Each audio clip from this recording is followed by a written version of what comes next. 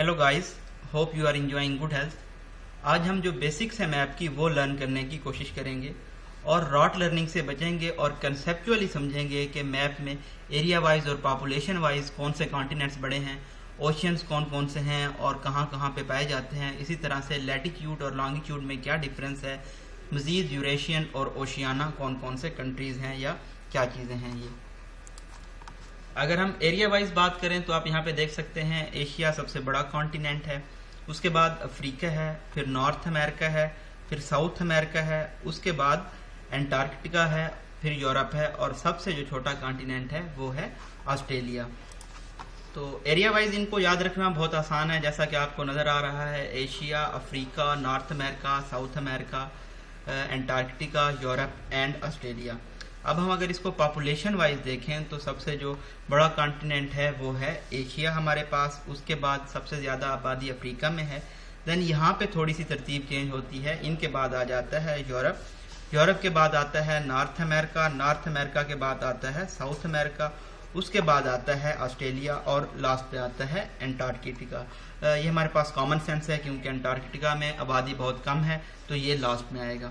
अगर यहाँ से आप टोटल काउंट करें तो हमारे पास 7 बनते हैं कॉन्टिनेंट्स, एशिया, यूरोप, 1 2 3 4 5 6 7। तो इस तरह से आपको पता चल गया 7 कॉन्टिनेंट्स हैं। इस तरह से हमने देखा कि एरिया वाइज कौन सा बड़ा है, पॉपुलेशन वाइज कौन सा बड़ा है। तो अगर आपके सामने मैप है और आप इसको इस तरह से याद रखते हैं, अपना जो आप इसको जो फोटोग्राफिक मेमोरी है उसके थ्रू आप इसको याद रखते हैं तो ये आपको लॉन्ग टर्म तक याद रहेगा, बजाय इसके आप इसको रॉटिंग करें या इसको आप इन चीज़ों को रट्टा लगाएं या कोई इनके जो शॉर्ट फॉर्म्स हैं वो बनाएं। नेक्स्ट हम बात कर लेते हैं ओशियंस की। ओशियंस कौन कौन से हैं? तो हमारे पास यहाँ पे पैसिफिक ओशियन है, यहाँ पे आप देख सकते हैं कि यहाँ इसके साथ साउथ लगा है और यही पैसिफिक ओशियन है, यहाँ पे इसके साथ नॉर्थ लगा है। जब हम लैटिट्यूड लॉन्गिट्यूड की बात करेंगे तो तब मैं वहाँ पे एक्सप्लेन करूँगा कि ये यहाँ पे नॉर्थ क्यों है और यहाँ पे साउथ क्यों है। पैसिफिक के बाद जो हमारे पास ओशियन है इसको एस शेप ओशियन भी कहते हैं, ये हमारे पास एटलांटिक ओशियन है, अगेन इसके साथ नॉर्थ एंड साउथ है, इसको भी एक्सप्लेन करूंगा मैं नेक्स्ट आगे जब हम लैटिट्यूड और लॉन्गिट्यूड को स्टडी करेंगे। उसके बाद जो हमारे पास ओशियन आता है वो है हमारे पास इंडियन ओशियन। इंडियन ओशियन के बाद जो बड़ा ओशियन है वो है सदर्न ओशियन या इसको हम एंटार्क्टिक ओशियन भी कहते हैं और लास्ट पे हमारे पास यहाँ पे है आर्कटिक ओशियन। तो यहाँ पे जो ओशियंस की बात हो रही थी वो एरिया वाइज, डेप्थ वाइज और वॉल्यूम वाइज हो रही थी कि किसका एरिया सबसे बड़ा है, पानी किसमें सबसे ज़्यादा है और कौन सबसे गहरा है। तो इसी तरतीब से आप चलें, लाइक के यहाँ पे हमारे पास पैसिफिक है सबसे बड़ा है, उसके बाद हमारे पास अटलांटिक आता है, ये उससे छोटा है और उसके बाद इंडियन ओशियन का नंबर आता है और उसके बाद अगर हम देखें तो यहाँ पे हमारे पास आता है साउदर्न और उसके बाद लास्ट पे हमारे पास आता है आर्कटिक ओशियन। साउदर्न आता है और लास्ट पे जो सबसे है वो आर्कटिक ओशियन है। यही तरतीब रहेगी अगर हम कोस्ट लाइन्स की बात करें। पैसिफिक ओशियन पे सबसे ज़्यादा कोस्ट लाइन्स हैं, उसके बाद हमारे पास अटलांटिक ओशियन आएगा और उसके बाद हमारे पास इंडियन ओशियन आएगा। लेकिन यहाँ पे आके थोड़ी सी तरतीब चेंज हो जाती है कि जो आर्कटिक है यहाँ पे आप देख सकते हैं जो कोस्ट लाइन ज़्यादा ममालिक को, ज़्यादा कॉन्टिनेंट्स को टच कर रही है, तो इसकी जो कोस्ट लाइन के हिसाब से ये आर्कटिक ओशियन बड़ा होगा और जो सदर्न ओशियन है इसको कम कोस्ट लाइन्स हैं वो जो टच करेंगी। नेक्स्ट हम बात कर लेते हैं इक्वेटर की। यहाँ पे आप 0 डिग्री पे लाइन देख रहे हैं, यहाँ पे जो क्रॉस कर रही है दुनिया को 2 हिस्सों में तकसीम कर रही है और इसको इमेजिनरी लाइंस हैं ये, तो इसको हम बोलते हैं इक्वेटर। इक्वेटर के 2 साइड्स होती हैं, यानी कि जो ऊपर वाली साइड है इसको नॉर्दर्न हेमिस्फेयर बोलते हैं और जो नीचे वाली साइड है इसको साउदर्न हेमिस्फेयर बोलते हैं। तो यहाँ से आप आइडिया लगा सकते हैं कि इसको नॉर्दर्न किस लिए बोलते हैं कि ये नॉर्थ साइड पे है, इसलिए हमने इसको बोला नॉर्थ पैसिफिक ओशियन और नॉर्थ अटलांटिक ओशियन। और जो साउदर्न साइड पे पार्ट है पैसिफिक ओशियन को उसको हमने कहा साउथ पैसिफिक ओशियन और इसी तरह से साउथ अटलांटिक ओशियन। यहाँ पे आप देख सकते हैं 23.5 पे जो लाइन क्रॉस कर रही है इसको बोलते हैं ट्रॉपिक ऑफ कैंसर, जो नॉर्थ साइड पे है। इसी तरह से 23.5 पे जो साउथ साइड पे क्रॉस कर रही है इसको हम बोलते हैं ट्रॉपिक ऑफ कैप्रिकॉन। ये जो ट्रॉपिक्स होते हैं इन पे बहुत सारे क्वेश्चन भी बनते हैं। फॉर एग्जांपल यहाँ पे आपको एक क्वेश्चन की मैं आप मिसाल दे दूँ यहाँ पे, तो जो ट्रॉपिक ऑफ कैंसर है और इसी तरह से इक्वेटर है और ट्रॉपिक ऑफ कैप्रिकॉन है, ये कौन से बड़े आज़म को क्रॉस कर रही हैं तमाम लाइंस।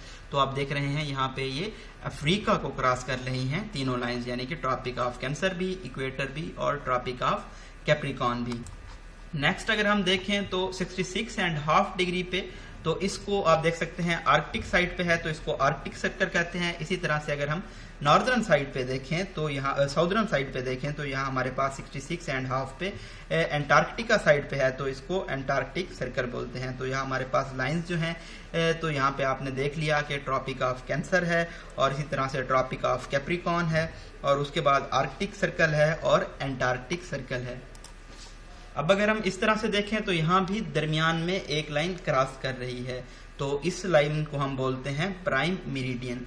तो प्राइम मेरिडियन के अतराफ में जो लाइंस हैं आप देखें ये बिल्कुल पैरेलल नहीं है इन लाइंस की तरह, लैटिट्यूड्स की तरह। ये लॉन्गिट्यूडनल जो लाइंस हैं ये आप देखें जो स्टार्ट है यहाँ पे, तो ये ज्यादा इनमें फासला पाया जाता है और जब ये यहाँ पे आर्कटिक या अंटार्कटिका के करीब हो जाती हैं तो वहाँ पे इनमें जो फासला होता है ये कम हो जाता है। इन तमाम चीज़ों को जब हम लैटिट्यूड और लॉन्गिट्यूड के बारे में चैप्टर पढ़ेंगे तो उनको हम ज़्यादा अच्छे तरीके से अंडरस्टैंड करने की कोशिश करेंगे कि इनमें फासला क्यों कम हो जाता है, कितना फासला पाया जाता है, ये तमाम चीज़ें हम डिस्कस कर रहे होंगे नेक्स्ट चैप्टर में। अच्छा, अगर आप मैप को गौर से देख रहे हैं तो यहाँ पे आपके माइंड में क्वेश्चन आ सकता है कि वो कौन सा पॉइंट है जहाँ पे ये दोनों लाइंस एक दूसरे को क्रॉस करेंगी, यानी कि इक्वेटर और जो प्राइम मेरिडियन है ये कहाँ पे क्रॉस करेंगी। तो ये जो पॉइंट है अफ्रीका के साथ है, इसको गल्फ ऑफ गिनी कहते हैं। तो गल्फ ऑफ गिनी पे ये दोनों जो लाइंस हैं ये क्रॉस कर रही होती हैं। नेक्स्ट जो हमारे पास टॉपिक है वो है यूरेशियन। यहाँ पे आप देखें एशिया और यूरोप दोनों को अगर हम मिला के पढ़ें तो इनको हम यूरेशियन कहते हैं। यूरोप और एशिया को जो उराल माउंटेन हैं ये अलग कर रहे हैं। इसी तरह से अगर हम ओशियाना की बात करें तो जो ऑस्ट्रेलिया और इसके नियर बाई आइलैंड्स होते हैं हम उनको इन तमाम को मिला के ओशियाना कहते हैं। होपफुली अगर हम इन तमाम चीज़ों को देखें तो अब आपको जो जनरल या बेसिक अंडरस्टैंडिंग है मैप की वो आप समझ गए होंगे। अगर हम इसको एक बिल्कुल ही ब्रीफली रिवाइज करने की कोशिश करें तो कॉन्टिनेंट्स हमारे पास 7 हैं। अगर हम एरिया वाइज देखें तो Asia, Africa, north America, south America, Antarctica, Europe और ऑस्ट्रेलिया हैं। इसी तरह से अगर हम पॉपुलेशन वाइज देखें तो हमने कहा था एशिया सबसे बड़ा है, फिर अफ्रीका है, फिर यूरोप है, फिर नॉर्थ अमेरिका है, साउथ अमेरिका है और ऑस्ट्रेलिया है एंड एंटार्कटिका है। तो इस तरह से हमने ये area wise, population wise continents hopefully अब आपको याद रहेंगे। हम फन तरीके से इसको पढ़ने की कोशिश कर रहे हैं। ओशियंस की बात की थी तो हम इस तरह से चले थे कि पैसिफिक सबसे बड़ा है, फिर अटलांटिक आता है, फिर इंडियन ओशियन आता है, फिर सदर्न ओशियन आता है और लास्ट पे आता है आर्कटिक ओशियन। ये एरिया, डेप्थ और वॉल्यूम वाइज बात हो रही थी। जब हमने कहा था कोस्ट लाइन की बात करते हैं तो कोस्ट लाइन में सिर्फ सदर्न और आर्कटिक में ये फर्क है कि आर्कटिक ज्यादा कोस्ट लाइन को टच कर रहा है as compare to southern ocean. और यूरेशियन कंट्री की हमने बात की, यूरोप और एशिया को हम इकट्ठे मिला के पढ़ें तो हम इनको यूरेशियन कहते हैं। इसको हम मजीद डिटेल से पढ़ेंगे जब हम कॉन्टिनेंट्स को अलग अलग करके पढ़ रहे होंगे। हम एशिया को पढ़ेंगे, अफ्रीका को पढ़ेंगे और जो बाकी कॉन्टिनेंट्स हैं। उसके बाद हमने ओशियाना की बात की कि जो ऑस्ट्रेलिया और इसके नियर बाई आइलैंड्स हैं उनको हम ओशियाना कहते हैं। जो मेन चीज़ थी यहाँ पे समझने के लिए वो लैटिट्यूड थी और लॉन्गिट्यूड थी। लैटिट्यूड पे जो लाइंस हैं आप देख रहे हैं ये एक दूसरे के पैरेलल हैं और जो लैटिट्यूड पे जो लाइन क्रॉस कर रही है हम इसको इक्वेटर कहते हैं। अपर साइड पे जो इक्वेटर के हेमिस्फेयर है उसको नॉर्दर्न हेमिस्फेयर कहते हैं और जो लोअर साइड पे हमारे पास हेमिस्फेयर है उसको हम सदर्न हेमिस्फेयर कहते हैं। इस तरह आप देख सकते हैं यहाँ पे अपनी याद दहानी के लिए हम साउथ पैसिफिक ओशियन बोलते हैं और जो ऊपर की साइड पे ओशियन है उसको हम नॉर्थ पैसिफिक ओशियन बोलते हैं। इसी तरह same goes for Atlantic Ocean, North Atlantic Ocean and then South Atlantic Ocean. और हमने दूसरी लाइन की बात की थी यहाँ पे जो ऊपर 23.5 डिग्री पे लाइन थी उसको हमने ट्रॉपिक ऑफ कैंसर कहा था और इसी तरह से जो साउथ पे लाइन थी उसको हमने ट्रॉपिक ऑफ कैप्रिकॉन कहा था। इसी तरह से जो 66.5 पे हमारे पास लाइन थी उसको हमने आर्कटिक सर्कल कहा था और 66.5 पे साउथ की जानिब जो लाइन थी हमने उसको क्या कहा था, एंटार्क्टिक सर्कल कहा था। तो ये होपफुली आप समझ गए होंगे लैटिट्यूड के बारे में। इसी तरह से जो दरमियान में लाइन क्रॉस कर रही थी तो इसको हमने कहा क्या कहते हैं, प्राइम मेरिडियन कहते हैं। और जो जिस पॉइंट पे ये एक दूसरे को क्रॉस कर रही हैं इक्वेटर और प्राइम मेरिडियन, इसको हम कहते हैं गल्फ ऑफ गिनी और ये अफ्रीका के करीब जगह पाई जाती है। और ये जो लाइंस हैं इस लॉन्गिट्यूड की साइड पे वो लाइन आपस में पैरेलल नहीं है। जो पोल्स हैं उस पे जाके इनका जो फासला है वो कम हो जाता है और जो दरमियान में है इनका फासला जहाँ पे ये लाइंस क्रॉस कर रही हैं यहाँ पे फासला ज़्यादा है, तो इसको हम मज़ीद डिटेल से स्टडी करेंगे जब हम लैटिट्यूड और लॉन्गिट्यूड स्टडी कर रहे होंगे। जो आज का लेक्चर था ये बेसिकली जो बेसिक्स हैं मैप की उसके बारे में था। होपफुली आप अंडरस्टैंड कर गए होंगे।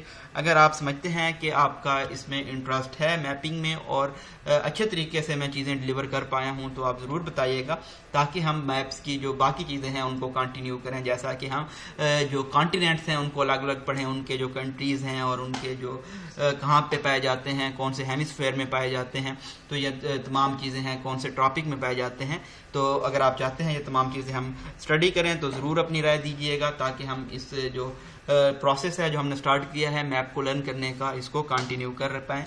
अपनी दुआओं में याद रखिएगा। Thank you so much. अल्लाह हाफिज़।